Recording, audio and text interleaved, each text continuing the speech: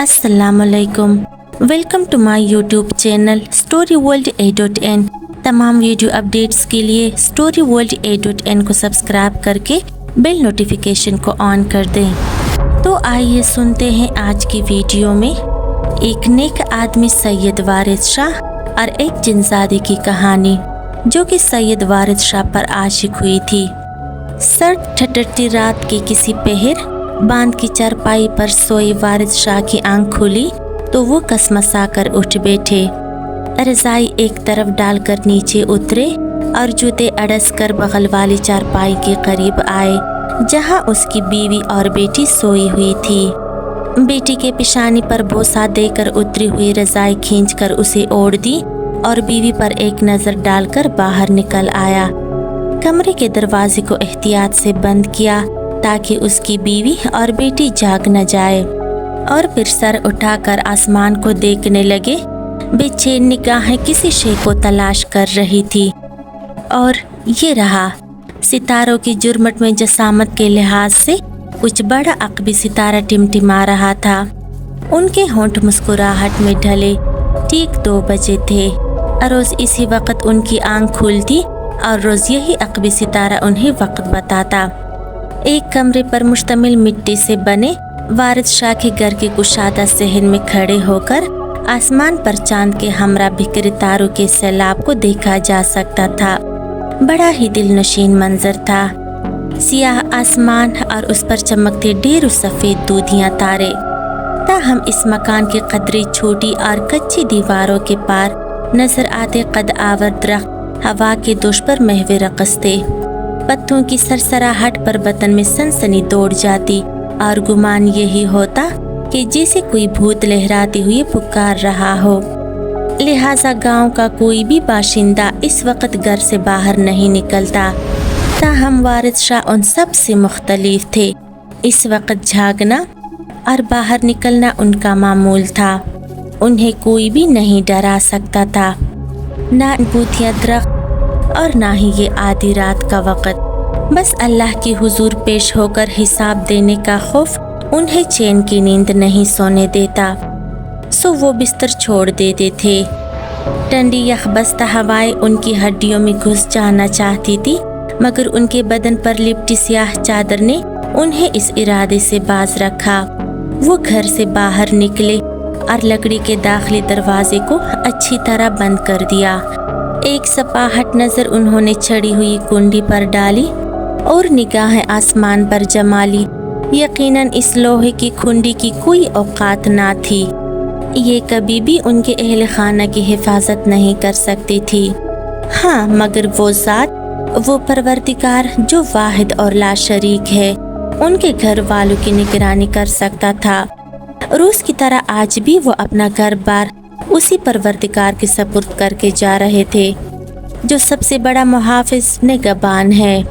पिछले 30 साल से उन्होंने कभी भी तहज्जुद क़ज़ा नहीं की थी, और अगर ज़िंदगी साथ रही तो इंशाअल्लाह आज भी नहीं होनी थी। करीबी जंगल में झाड़ियों के करीब रफ़े हाजत के बाद उन्होंने एक फरलांग के फासले पर मौजूद अकलौते कुएं में ठंडे ठार पानी से वज़ू किया और चल दिए। उनका रुख हज़रत शाह रुकन आलम रहमतुल्लाह अलैह के मज़ार की जानिब था, जो यहाँ से 4 किलोमीटर की दूरी पर था। वो रोज़ वहाँ तहज्जुद अदा करने के बाद तिलावत कलाम पाक करते और फिर फजर की नमाज पढ़कर ही अपने घर वापस लौटते थे। ये 1965 का दौर था, इसलिए उस इलाके में घर कम और जंगलात ज़्यादा थे, यानी इंसान कम और जिन्नात ज़्यादा थे। वारिस शाह नजरें झुकाए तेज तेज चल रहे थे कि खुशबुओं का एक रेला उनके नथनों से टकराया। उन्होंने रुके बिना अपना सफ़र जारी रखा कि अचानक उन्हें दूर से कोई हेवला नज़र आया।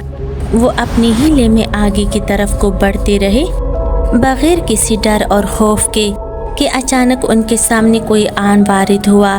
छुड़ियों की खनक और पायल की जनक ने उन्हें नजरें उठाने पर मजबूर कर दिया था।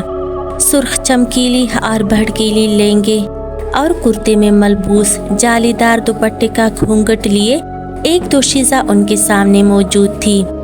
हटो मेरे रास्ते से, कौन हो तुम? वारिस शाह ने गरज कर कहा। इस लहजे में बात करोगे तो नुकसान उठाओगे शाह जी। उस मोहतरमा ने निहायत अदब से शीरीन और रसगुल्दी आवाज में मीठी सी धमकी दी थी। मैंने पूछा, कौन हो तुम? गुस्सा तो शदीद आया, मगर लहजे को दानिस्ता हमवार रखकर वारिद शाह ने दोबारा पूछा। उस लड़की ने कुछ किए बगैर अपना घूंघट उलट दिया। उसके सफ़ेद दूधिया चांद से रोशन चेहरे पर झील सी आंखें और गुलाब से होंठ थे। ऐसा क़यामत खेज हुस्न कि कोई भी दिल हार बैठे। दिलरुबा बदन का महकता हुआ अंग अंग तमाम तरह से सामान्य समेटे हुए था। कोई भी होशमंद इंसान इस सरापे हुस्न के आगे चारों शाने चित हो सकता था, मगर वो वारिद शाह थे। अपने नफ्स अम्मारा को इबादत की मार देकर कुचल देने वाले सैयद वारिद शाह। उनके लिए नुस्वानी हुस्न और औरत सिर्फ एक दीवार के मिसल थे, जो रास्ते में हायल होकर उनकी दीनी काम में खलल डाल रहे थे, रुकावट पैदा कर रहे थे। वो बिना कोई असर ली चुपचाप खड़े थे, जबकि दोशीज़ा के शरबती लब मुस्कुरा रहे थे। क्या चाहती हो तुम? उन्होंने नजरें घुमाकर इर्द गिर्द दरख्तों को देखा जो सहमे खड़े थे। शाह जी, मैं आपसे शादी करना चाहती हूँ। मैं रोज़ आपको यहाँ से जाते हुए देखती हूँ। मैं आप पर अपना दिल हार बैठी हूँ। आप मुझे अपना लो। उन्हें खामोश और कुछ मुतासर देखकर वो अपनी ख्वाहिश बयान करके खिलखिलाकर हंसती थी। उसकी नकरे हंसी रात की तेज खामोशी में चल तरंग बजा गई। मुझे मालूम है कि तुम कौन हो। तुम एक जिनसादी हो ना, और तुम्हें ये भी अच्छी तरह मालूम है कि आग और खाक का कोई मिलाप नहीं। क्या तुम्हारे कबीले के मर्द नापेद हो गए हैं जो तुम यहाँ चली आई हो मेरा रास्ता रोकने? सैयद वारिद शाह धाड़े। खबरदार शाह जी, अगर मुझे। वो जिनजादी चीख कर गोया हुई, लेकिन उन्होंने उसकी बात मुकम्मल ना होने दी। आवाज नीची कर, ए बदजात जिनजादी। उनकी रोबदार आवाज पर वो दिल मिला उठी। वो जिनजादी कुछ कहने ही वाली थी कि सैयद वारिद शाह दोबारा बोल उठे। मेरा रास्ता छोड़ दे, मुझे देर हो रही है। कुतबी सितारा अपनी जगह बदल चुका था। नहीं शाह जी, आज तो मैं आपको ऐसे नहीं जाने दूंगी। आपको मुझसे शादी करनी ही पड़ेगी।